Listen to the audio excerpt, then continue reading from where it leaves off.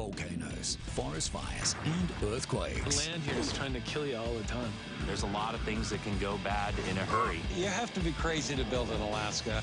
Building Alaska, Saturdays 8:30 on Discovery.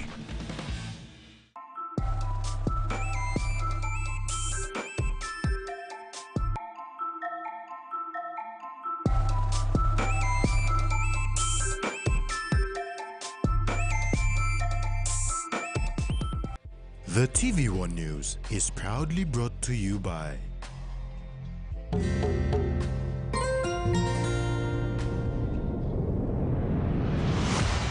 BSP, our bank, our people.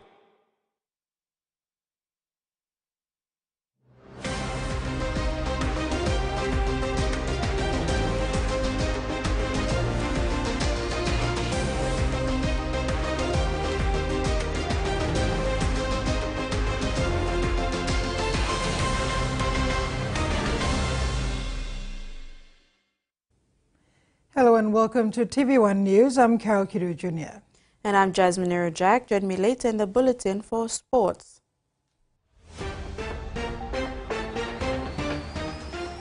In this edition, consultations underway to review NHC Act 1990, Prime Minister acknowledges important role of research in policy making, and Mosquitoes named squad for upcoming championship.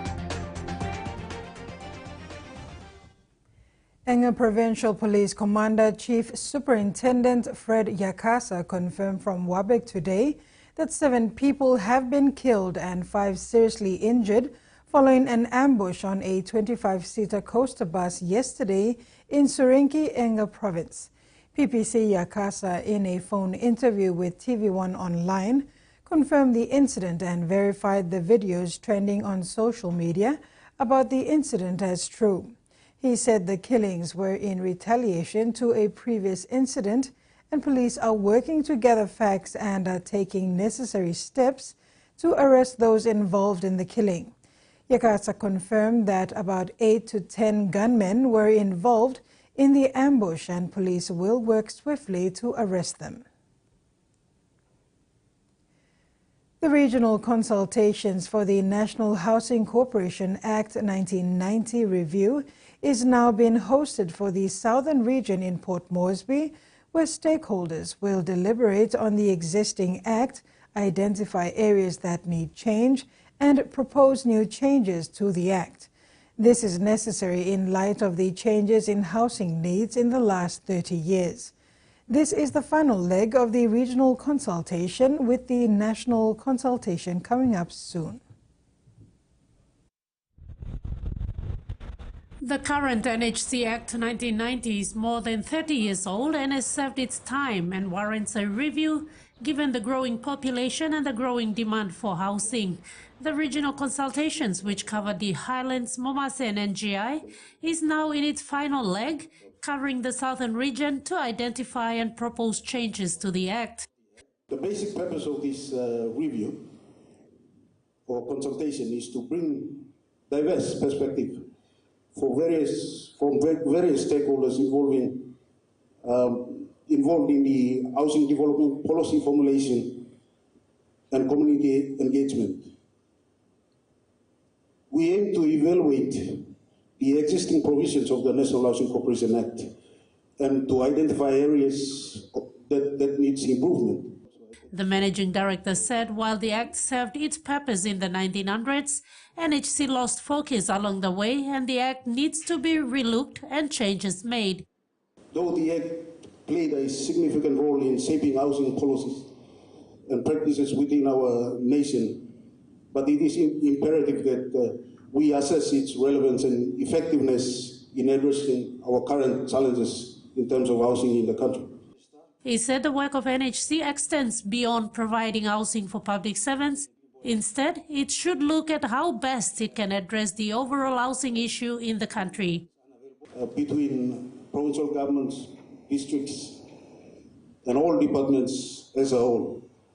It is a function of the National Housing Corporation, as per our Act, to be the agency of the state to deliver all public housing. But unfortunately, this has not been the case.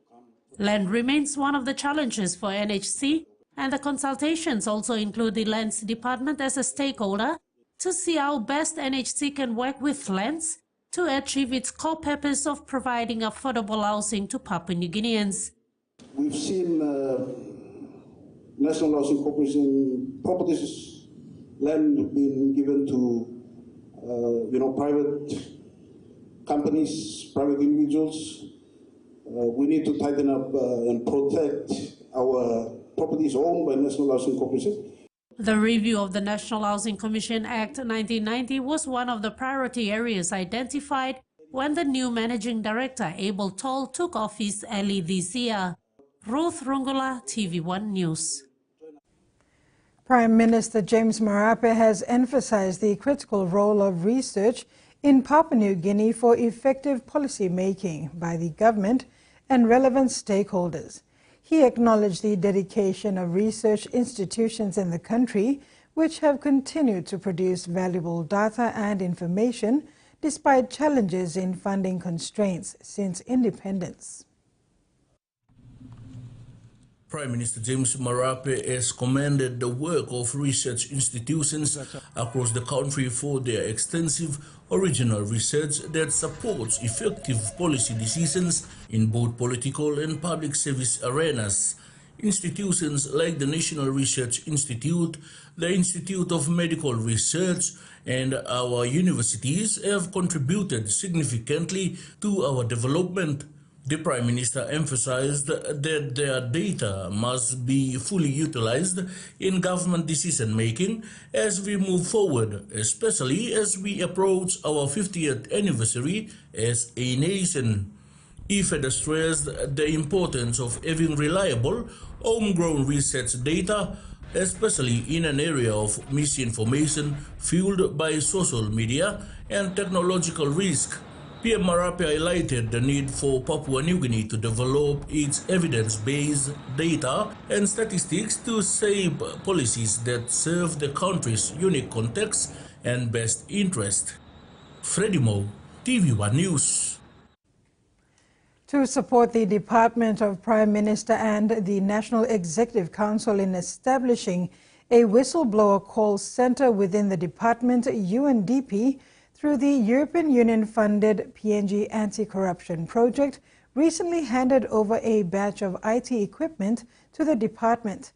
The call center will serve as an outlet for the PMNEC staff to report any corruption or wrongdoing within the department. Such mechanisms have proven to be effective in curbing misuse of finances in the public sector in the other countries around the globe. The equipment was handed over during a formal ceremony attended by the Ambassador of the European Union to Papua New Guinea, Jacques Verdin, UNDP Deputy Resident Representative Adil Mansour, and the Deputy Secretary for PMNEC, Joshua Uvao. The Department of Justice and Attorney General launched its 2024 to 2028 corporate plan yesterday in Port Moresby. This is the 8th edition of the corporate plan for the Department of Justice and Attorney General since the establishment of the first plan in 1998. The corporate plan 2024 to 2028 was launched by the Minister for Justice, Pila Niningi, Secretary for DJEG, Dr. Eric Kwa, and Papua New Guinea Chief Justice, Gibbs Salika. The plan's vision is a safe, secure and peaceful society with its mission to provide quality, reliable, timely and accessible justice services to the state and the people of Papua New Guinea. The DJEG Secretary, Dr. Eric Kwa, said the plan is a roadmap that will lead the department for the next 5 years to deliver access to justice. It captures ideal objectives that they intend to achieve as a department within the government sector and what they want to achieve in the law and justice sector as well. The plan basically captures the new things that we want to do as a department within the government sector, and it also captures a lot of the work that we do in the law and justice sector and in the social law and order sector as well. In sharing the same sentiments, Minister Ninengi said the plan will assist the government's effort to build the economy and achieve the government's aim of creating 1 billion jobs. Ninengi said the plan will also focus on strengthening systems and processes of the government and enforcing the rule of law, working primarily to reduce the emerging crime rate in the country. Internal and external revenue sources to create 1 billion jobs for our people. This will in turn enable our country to advance closer to the dream of becoming the richest black Christian nation. Meanwhile, Chief Justice Salika said the plan outlines access to justice, but there are challenges due to increase in lawlessness in the country. He said it is the responsibility of the DGEC staff to action the plan to ensure implementation is achieved. It evades us. It is there right in front of us, but it's a slippery eel. It evades us. When we get close to achieving it, no, it just evades and goes away. Access to justice. So if we want to really see our corporate plan achieve the results that we want it to achieve through the corporate plan, it needs people. It's people that make it work. If we don't make it work, then we are kidding ourselves. Tracy Pa, TV1 News. Better times are ahead for K92 Mining Limited, the operator of the Kainantu gold mine in Eastern Highlands Province. The mine management recently unveiled its development plan outlining its next stage of growth, the stage 4 expansion, which will see peak production and the extension of mine life.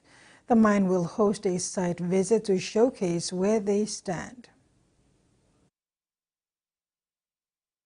The visit to Kainantu mine corresponds with the major announcement made on October 16 of the results of mine development. On Thursday, October 24th, K92 will host investment bank analysts, investment fund managers from Canada, United States, and Australia at its Kainantu property. The two-day site visit will showcase the progress at its stage 4 expansion, strong exploration results, and its mining-friendly jurisdiction of PNG. From this visit, K92 aims to encourage further investment in Papua New Guinea. The stage 4 expansion will see peak annual production reach approximately 485,000 ounces of gold equivalent, while extending mine life by 5 years to 2037. Key highlights over the life of mine include over 500 jobs created, contributing over 38 billion kina in export value, on track to be the largest corporate taxpayer in PNG's mining industry, and significant forecasted expansion to the infrastructure tax credit scheme program.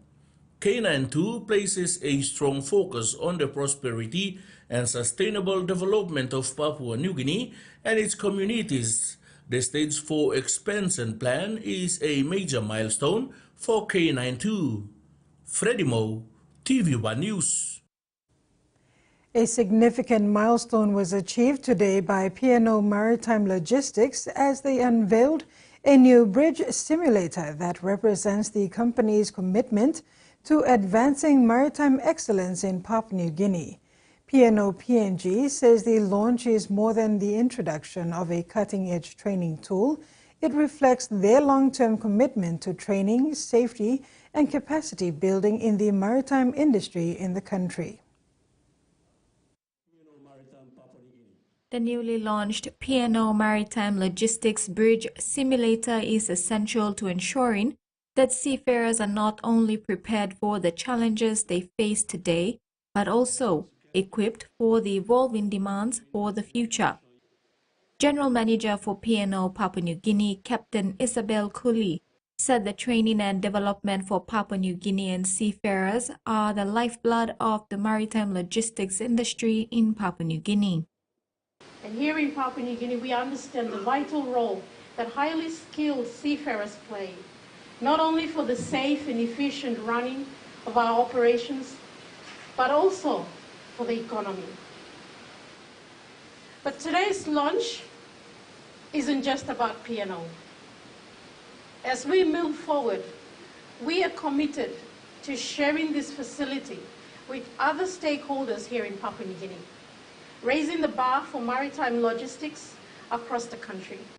Operating on the Fly River and in the Gulf of Papua, P&O Maritime Logistics will utilize the bridge simulator to train specifically for the real-life challenges of their experiences as a company, whilst also leveraging its expertise to bring value and efficiency to their operations while investing in the success of the Oktedi mining operation. And if you can master this one, I am sure you can also master the real-life situation as you are traveling up and down the Fly River, or berthing a ship alongside another ship or alongside a berth. It will be really nice. I think it's a great initiative. And all the other maritime companies who are here can also, I believe, embrace that with P&O and work together for the safety of the maritime industry, especially our seafarers, to bring them up to a standard where they work efficiently, safely, and look after our maritime industry. P&O training master Captain Johannes Dominic says the bridge simulator is one of the most advanced tools that is available in the market today for training mariners, especially in local waters of PNG. What we are about to show you today offers a very realistic, lifelike experience of what the various events or challenges that a mariner faces at sea and in the river. This is actually accomplished by working with our developers, ARI from India, and trying to integrate computers, advanced software tech, all put together, stitched with advanced graphics, animation, sound effects, in such a way that it actually gives you the immersed, real experience of what a navigator experiences when he's inside the wheelhouse of a ship. Captain Isabel Cooley further adds that this investment builds the capacity of Papua New Guineans. She says this launch represents the company opening its arms to other stakeholders in the maritime industry, inviting collaboration to improve, invest and develop the skills of local seafarers. Maricela Kelleton, TV1 News. You're watching TV1 News. Stay tuned for more stories after the break.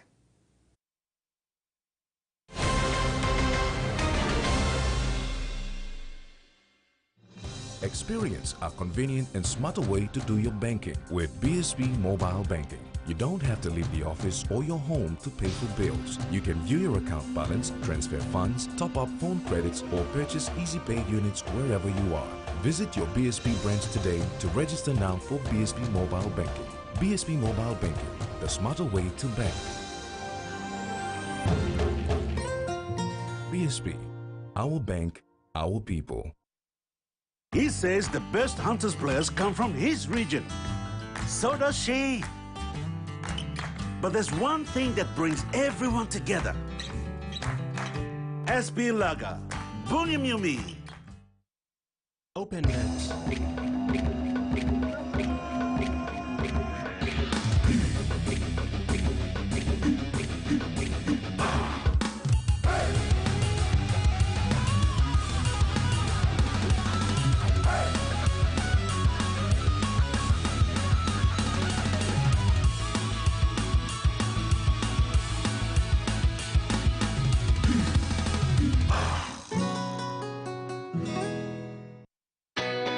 A true champion is measured by their courage, their determination, and their passion to never give up and to always keep trying.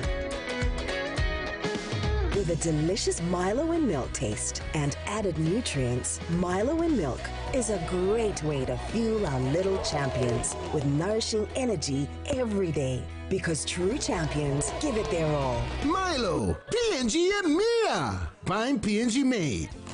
quick favorite meal for the day does feel good. Snacks noodles is my choice for a simple meal. It is easy to prepare and fast to cook. And with a touch of flavor and ingredients,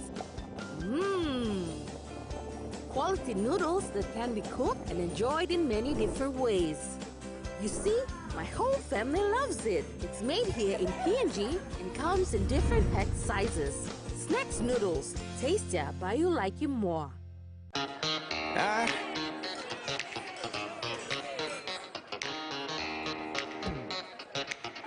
Superstition ain't the way.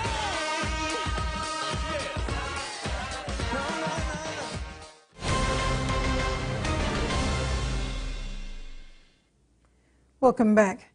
More than 1,000 cattle in various cattle ranches under the Livestock Development Corporation have undergone critical deworming to ensure cattle in the country are on a healthy growth trajectory to develop a progressive restocking program. A critical deworming process for cattle has been undertaken by the Livestock Development Corporation to eradicate internal bovine parasites. About 300 cattle in Sagalao and Murunas in Medang and Erap in Ley Morbe province have already gone through the process and are drenched with cydectin injection, which is efficacious against internal parasites such as flatworms, roundworms, lungworms, liver flukes, and cattle tick. Last week, LDC General Manager Stephen Yangis witnessed and supervised the treatment process of the cattle and stated that this veterinary treatment for cattle is a vital part of the growth and development of the cattle industry, as stock health is a #1 priority. He said it is crucial to know the right dewormers to use at the right time in order to deliver the anticipated outcomes in recording and increase in ranch performance on the back of a healthy herd. Without deworming, the cattle can suffer from a number of health issues and production losses, including reduced feed intake, decreased nutrient absorption, lower weight gain, reduced milk production, delayed puberty, decreased fertility and pregnancy rates, immune suppression, disease, and death. Deworming exercise is crucial for the livestock industry as it administers a preventive care regime for reducing parasites, internal and external, and improving overall cattle health. Jasmine Irajak, TV1 News. The Port Moresby Nature Park hosted its first ever climate science fair today, gathering students from schools across the National Capital District to present innovative solutions to tackle climate change. The event was held under the Climate Change and Environmental Diplomacy Project and focused on the theme Keeping Our Ecosystems Healthy and Eradicating Plastic Pollution. The Port Moresby Nature Park today hosted its inaugural Climate Science Fair, bringing together students from across the National Capital District. Students presented innovative projects addressing climate change and environmental issues. The event, part of the Climate Change and Environmental Diplomacy Project, focused on the theme Keeping Our Ecosystems Healthy and Eradicating Plastic Pollution. Port Moresby Nature Park CEO John Paul Houston emphasized the importance of youth engagement in climate action and noted by highlighting the significance of holding the event before the upcoming COP29 conference. Students are not just the future, they're the present as well. They're here right now and there are changes that they can make that are going to help with conservation of biodiversity and to combat climate change. As people are in love with their own biodiversity, so now it's just taking those actions to protect it. I think there is kind of a want to do that. So we can make small changes, recycle where we can. I've seen a lot of incredible, innovative ways to do that already. Really impressed. The level of science knowledge from some of these schools is just incredible. So yeah, it's real kudos to the teaching staff at all of the schools that support us. And hopefully a little bit to our education team, who also have had most of these schools coming here for years and working with the curriculum to help develop that. Participating schools included Charles Lawanga Secondary School, Paradise International School, and the Institute of Christian Academy. Students from grades 6, 7, 9, and 11 presented their projects, which were assessed by a panel of judges from the University of Papua New Guinea and others. Zelda Marie Sarufa from Port Moresby Nature Park's Guest Relations Department praised the students' efforts. So the science fair marks a significant milestone as the first of its kind in our community. We are excited to showcase the incredible talents and innovative ideas of our students. Each project represents the hard work and dedication of our students who are eager to contribute to a healthy environment and a safer planet. Prizes for the winning teams announced this afternoon were sponsored by Theodis, Daytech, Hilton Hotel, Airways Hotel, Swire Shipping, and Agro Industries. The following schools achieved outstanding results. Aravora Primary School secured first place in grade 6, while Institute of Christian Academy took second place. Kilakila Secondary excelled by clinching first place in grade 7, and Paradise College achieved first place in the grade 9. St. Charles Lwanga Secondary School emerged victorious in grade 11, with Kilakila Secondary taking second place. The event is Nature Park's commitment to conservation education and aims to inspire the next generation to lead the fight against climate change. The U.S. Embassy, through Education USA, held a two-day education fair that started today and ends on the 24th at the APEC House and the Don Bosco Technological Institute in Port Moresby.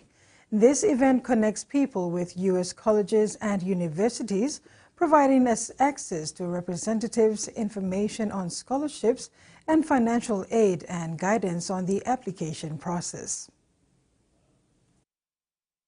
This groundbreaking event aims to connect students, professionals, and institutions in Papua New Guinea with representatives from various U.S. colleges and universities. The fair offers a unique platform for attendees to explore higher education and professional development opportunities in the U.S., including insights into scholarships, the application process, and academic programs. U.S. Ambassador Anne-Marie Yastishok highlighted the significance of the event, saying that the fair not only opens doors for individuals to pursue further education, but also fosters professional growth in various sectors, strengthening ties between U.S. institutions and Papua New Guinea.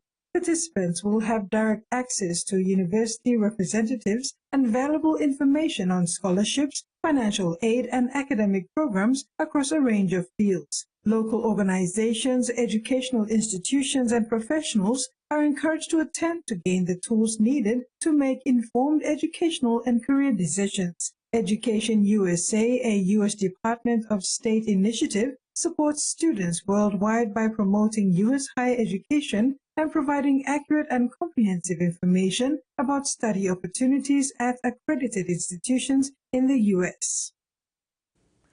Transform teaching and learning to achieve quality education for all is the theme for the 22nd grade 12 and 55th grade 10 graduation ceremony for Tusbab Secondary School in Madang Province on Sunday, 20th of October. Parents, friends, and family members came together to witness the graduation of 415 grade 10s and 236 grade 12 students in a show of support and celebration for outgoing students. The pursuit of academic excellence finally concluded yet again for Tusbab Secondary School's grade 10 and 12 graduating class of 2024. The students were encouraged to never stop learning. Deputy Principal Camillus Kavagu thanked parents for their unwavering support during the academic year, urging everyone to celebrate the end of one chapter and look forward to the new one in 2025. These experiences have prepared you to face the future with courage and confidence. As you step into the next chapter of your lives, remember that education does not end here. Continue to seek knowledge,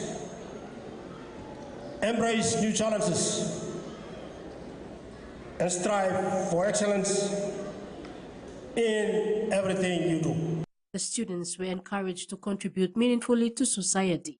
Outgoing school vice captain Abigail Kopi thanked school staff and parents for their mentorship, care, and love over the past 4 years at Tusbab, She encouraged peers to press on no matter the circumstance life throws at them. Life after high school is a jungle that none of us have been through. The trials that we go through, we're gonna be in it alone. So to all of you, have the courage to face whatever that comes in your way after this. And I know that we're all gonna be someone next year. Acting education advisor and outgoing principal of Tuspap Secondary School, Alphonse Igag, was acknowledged for his contribution in shaping and molding the school for over 13 years. Deputy Principal Kavagu said Igag's standards and mentorship have been a cornerstone in the school's success and reputation in the province. Mr. Igag shared that he would like to see the education system designed for deployment, meaning those who leave the formal education system still have a chance at being successful in life regardless. He added that some of the most powerful and successful people in the world did not graduate from higher institutions. Sometime in future, a smart-thinking Papua New Guinean will design an education system that will be about deployment. We deploy ourselves. The world is really controlled by a few people who have not completed grade 12. Mr. Igag also encouraged grade 10 students to enroll in the STEM program should they want to further their education overseas. He advised grade 12 students to never give up in breaking barriers, to plan their lives and have goals as guidance. Susan Oriape, TVWAN News. We apologize. We are unable to bring you the market report at this time as it was not provided to us. This is TVWAN News. We'll have more news after these short messages. Stay tuned.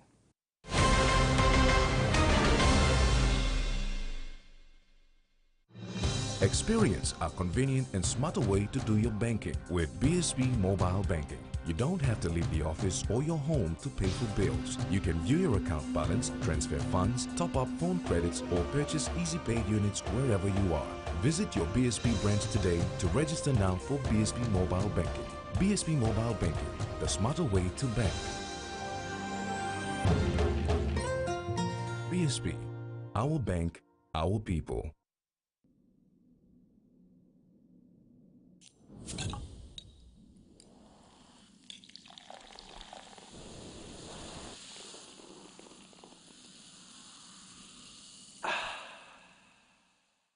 Enjoy life when we work together, making happy memories that last forever.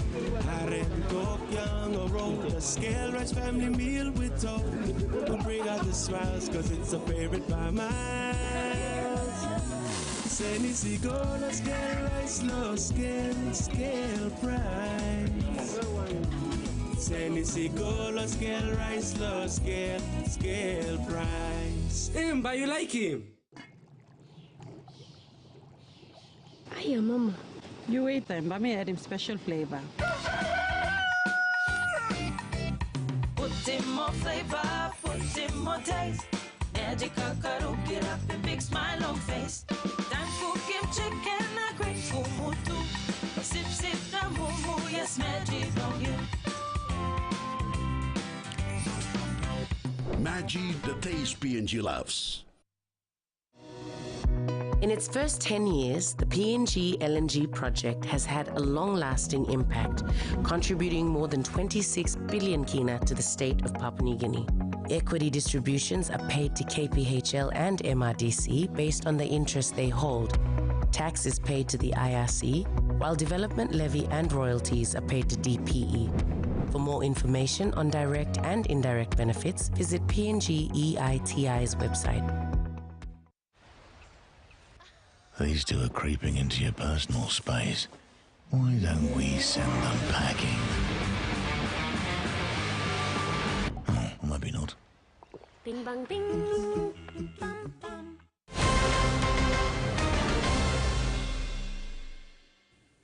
Thanks for staying with us. Individuals living in illegal settlements in NCD have been warned that if they don't behave and follow the law, they will be forcefully removed from the city and face consequences. The acting NCD Met Superintendent Mazuk Rubiang delivered this message to the residents of 8 Mile on Sunday during an open mediation concerning an incident that happened on October 16, where one man was killed and several others injured. While he acknowledged the difficulties that people in their home provinces face daily, relocating to the city in search of opportunities means they must abide by the country's laws. Rubiang said police records show that 8 Mile settlement has one of the highest recorded number of law and order issues, and police will come down hard on its residents, including enforcing evictions should residents there be occupying state land without proper titles. Families of over 20 households in Karkar Island's Kengfore village of Medang province have for more than a month been homeless after a group of people from Nare village burnt down their houses in a revenge attack on September 16, 2024. The Nare people were retaliating following the death of male relative. The affected families also lost personal property and food gardens in the wave of destruction.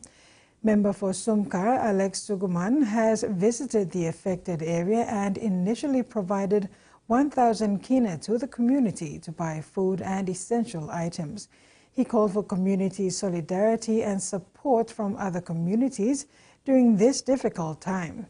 Meantime, the government and local leaders are exploring long-term solutions to underlying issues that led to this conflict and plan a mediation and reconciliation ceremony.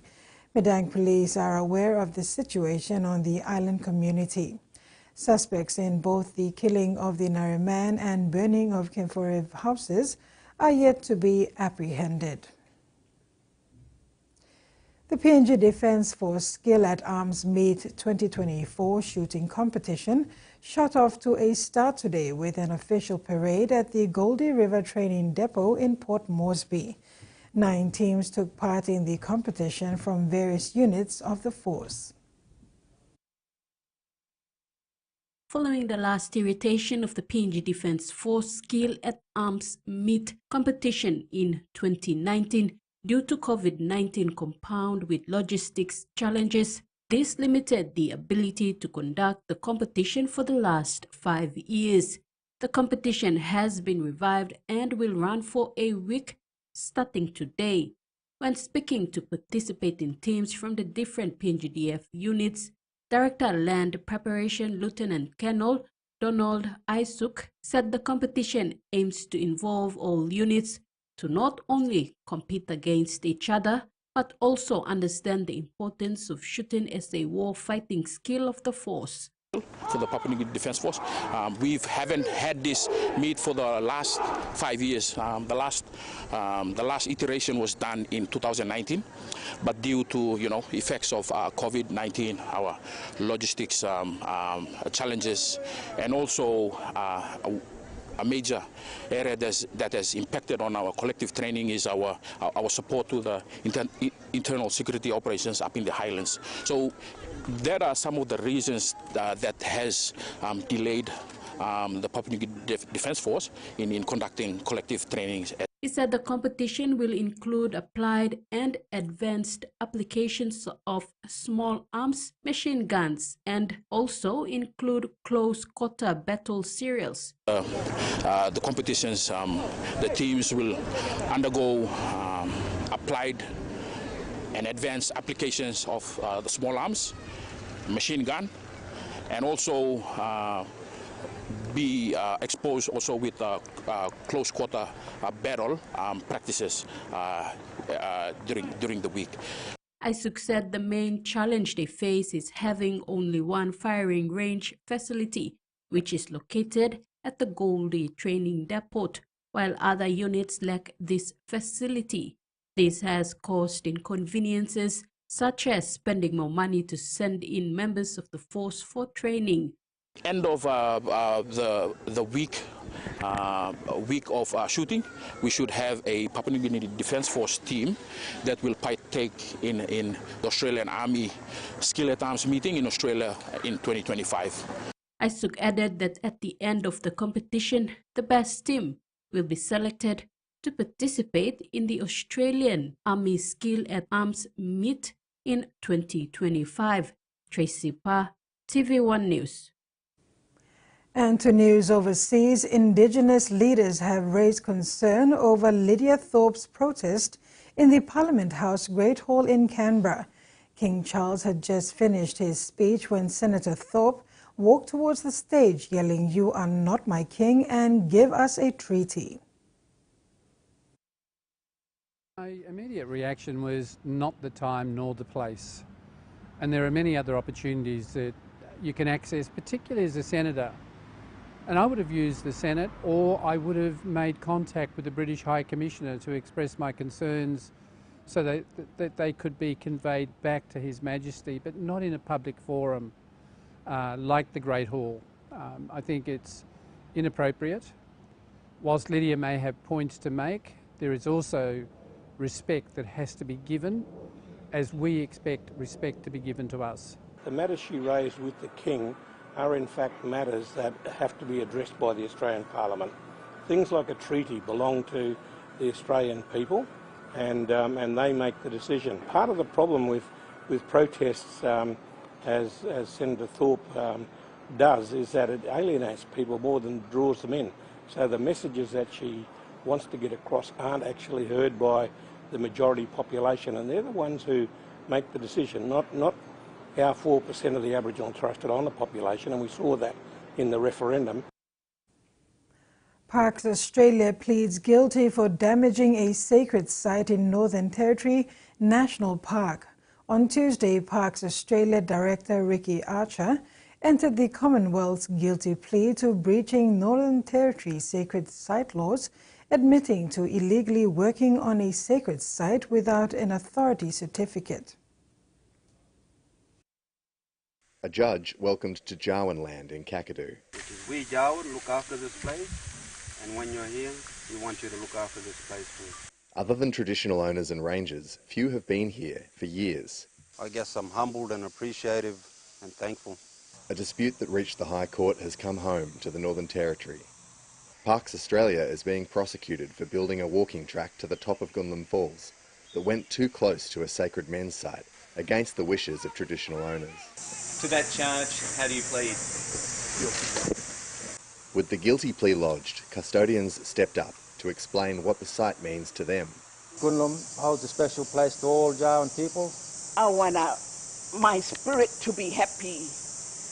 I want that spirit of my ancestors to be happy. Gunlum Falls is one of Kakadu's most famous places, and the pressure to reopen it to tourists is strong.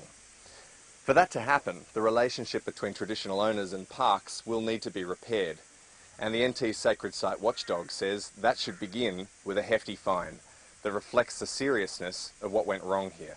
I would like to see them fined for what happened, because my main concern is if we don't send a message to other traditional owners that they can put a stop to stuff like this, then it'll happen again. The prosecution wants a fine of at least $200,000. For its part, Parks is arguing its sentence should be reduced because it's already agreed to pay a $500,000 settlement to traditional owners. You know, I have faith in the judge. I believe we are almost into a healthy relationship. So I guess this is the final step of putting to rest what's happened. The judge says she'll deliberate tonight and deliver her sentence tomorrow. People on remand in Northern Territory prisons are enduring record wait times. The average number of days people are spending on remand has also skyrocketed to 100.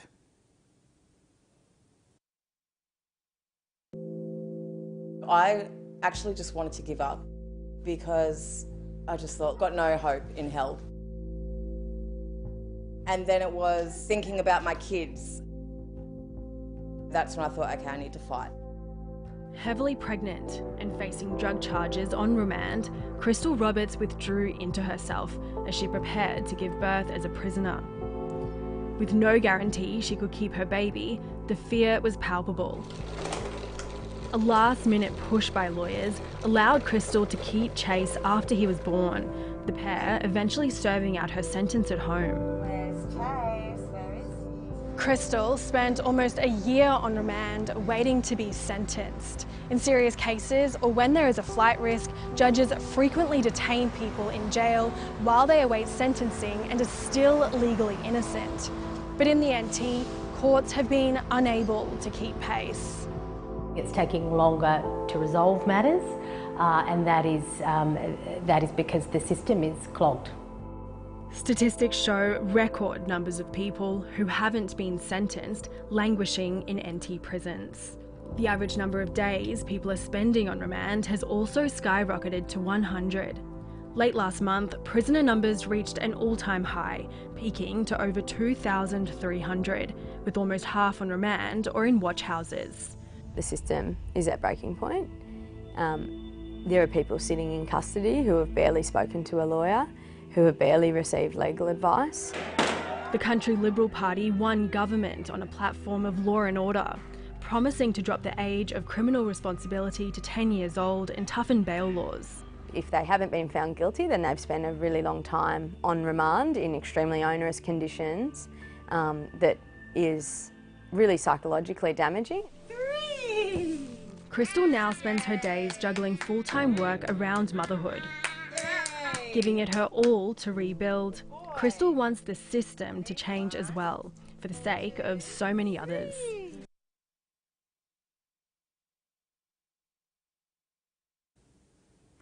And that ends the news segment. Sports is next after the break with Jasmine.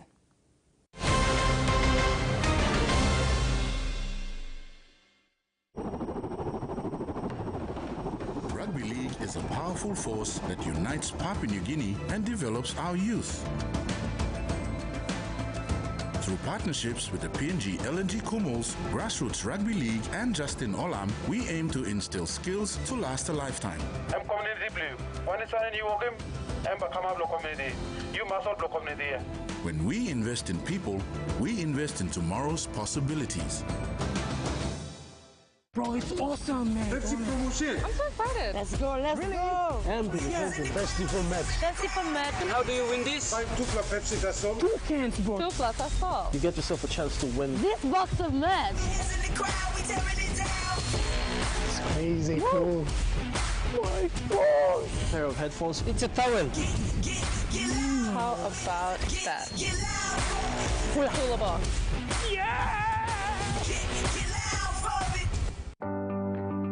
Discover your home away from home at the Sidler Bay Hotel in Lorengau, Manus Province. Whether business or leisure, our modern amenities, delicious local cuisine, and serene surroundings will make you feel right at home. Book your stay now. Call 7496-3232 or email reservations@sidlerbayhotel.com.pg. Sidler Bay Hotel, where your Manus adventure begins.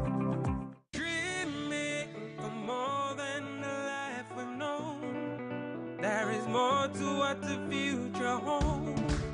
You me holy man, no walk one time. Oh, oh, oh, oh, oh, oh, oh, oh. We dare to believe in incredible things. Oh, oh, oh, oh, oh, oh, oh, oh. With money plus we're ready to go. Kumu Petroleum is a major regional petroleum industry player involved in large-scale upstream, midstream and downstream petroleum and energy developments in the country. We are committed to ensuring that Papua New Guineans maximize benefits from the petroleum and energy sector.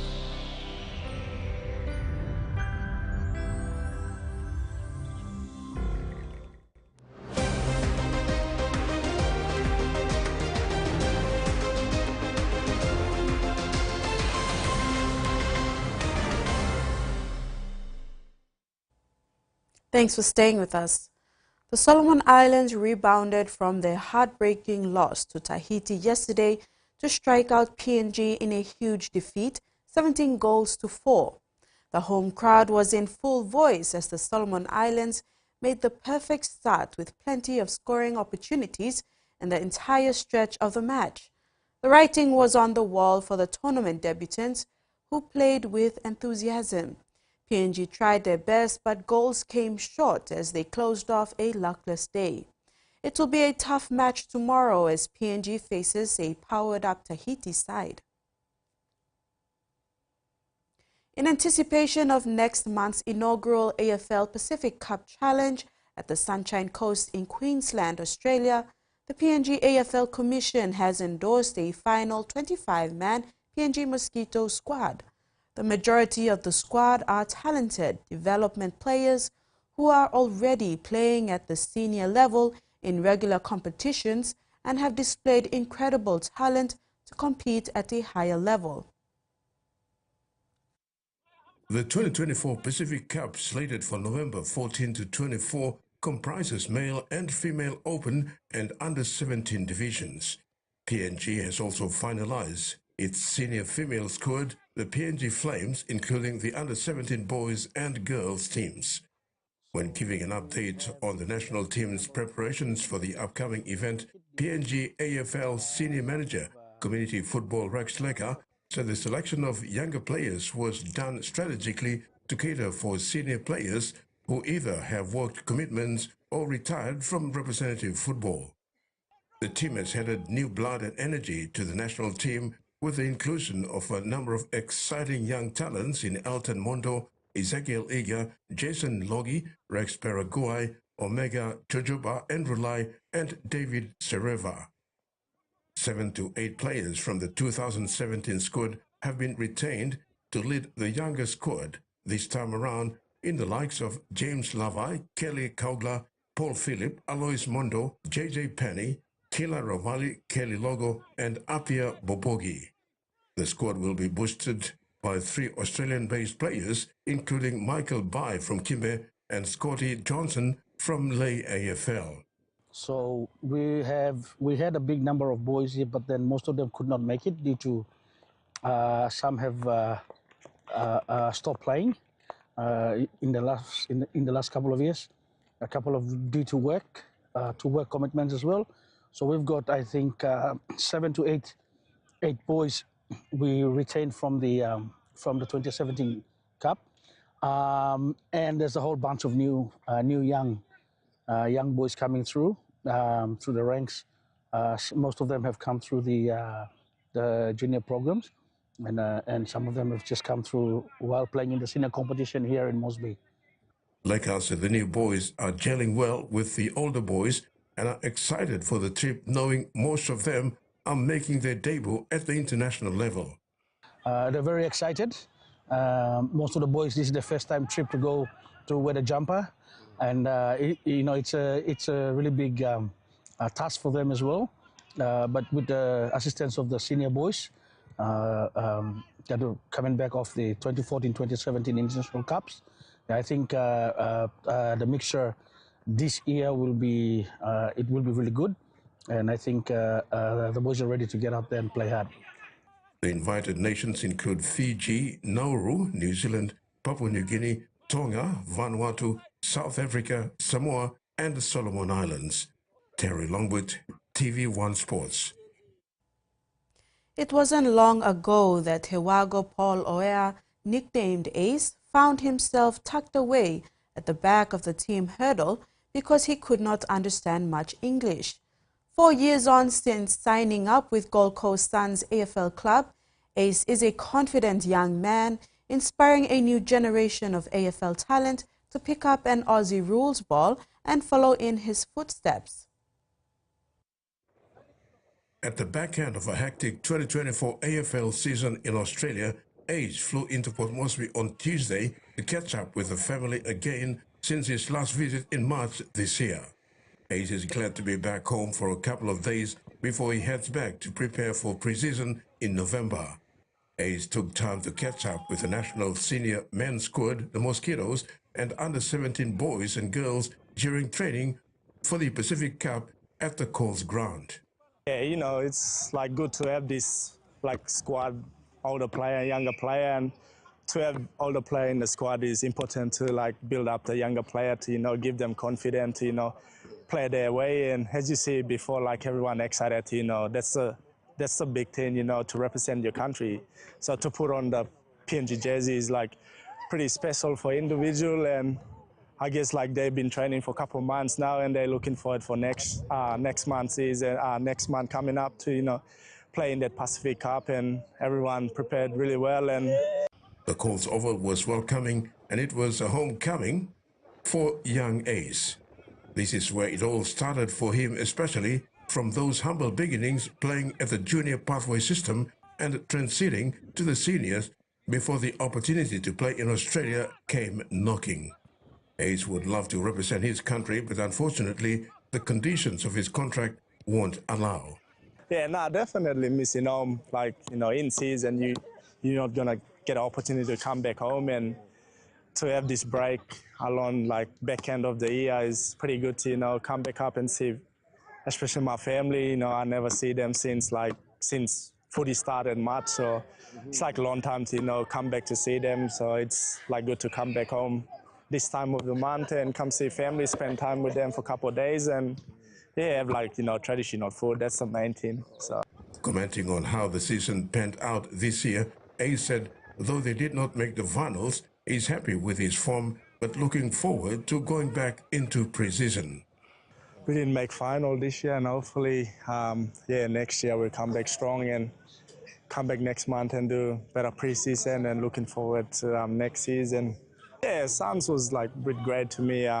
It's not far from home, and yeah, the footy club gave me the opportunity to go down there and play footy, and yeah, I love my time down there at Gold Coast. And yeah, as a footy club, always want to win a flag, so that's the main goal. So this year we didn't make it into the final, and that's our goal for next year to push hard in off season and come better and stronger, and yeah, hopefully play finals. Ace has been with the Suns for 4 years and is looking forward to his 5th year with the club. Terry Longwood, TVWAN Sports. Rugby Sevens has been cut from the 2026 Commonwealth Games. The event was moved from Victoria, Australia to Glasgow, Scotland.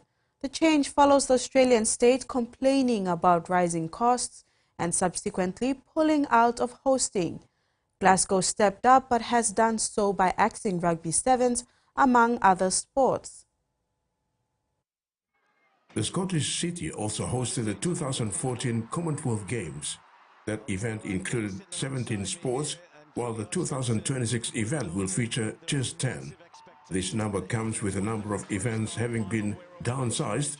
Cycling, for example, will not include mountain biking or road races, while rhythmic gymnastics has been cut, leaving only artistic gymnastics. With Rugby Sevens being axed from the Commonwealth Games, Fiji will have to wait longer to win its first ever gold medal in the Commonwealth Games. The 2026 Commonwealth Games in Glasgow will have only 10 sports. Sports that have been axed are Rugby Sevens, hockey, diving, badminton, beach volleyball, cricket, road cycling and mountain biking, rhythmic gymnastics, squash, table tennis, para-table tennis, triathlon, para-triathlon and wrestling. Organizers say they reduced the number of sports to make the event more affordable and easier to organize in a short time. Terry Longwood, TVWAN Sports. And that ends the sports segment. We'll now have the weather forecast with Carol.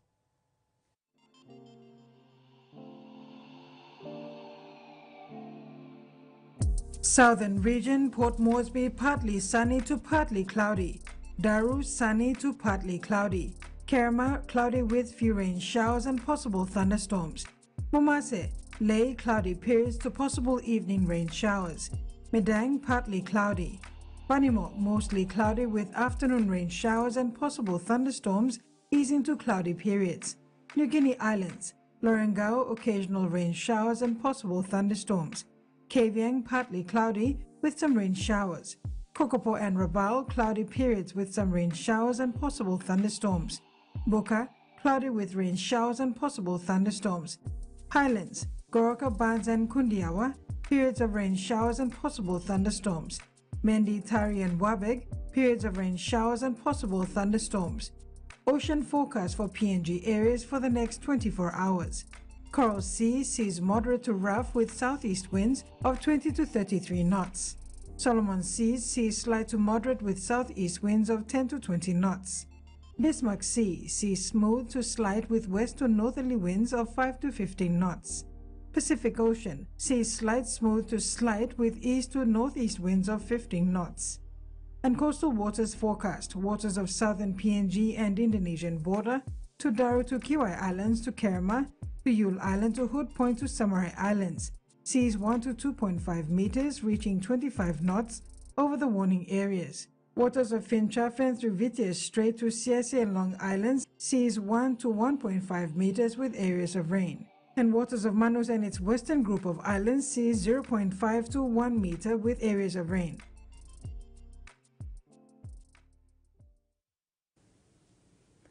And that ends another edition of TV1 News. Thanks for your company. Bye for now.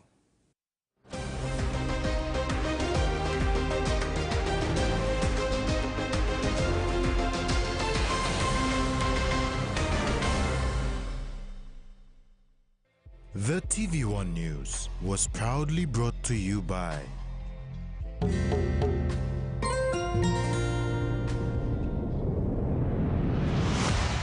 BSP, our bank,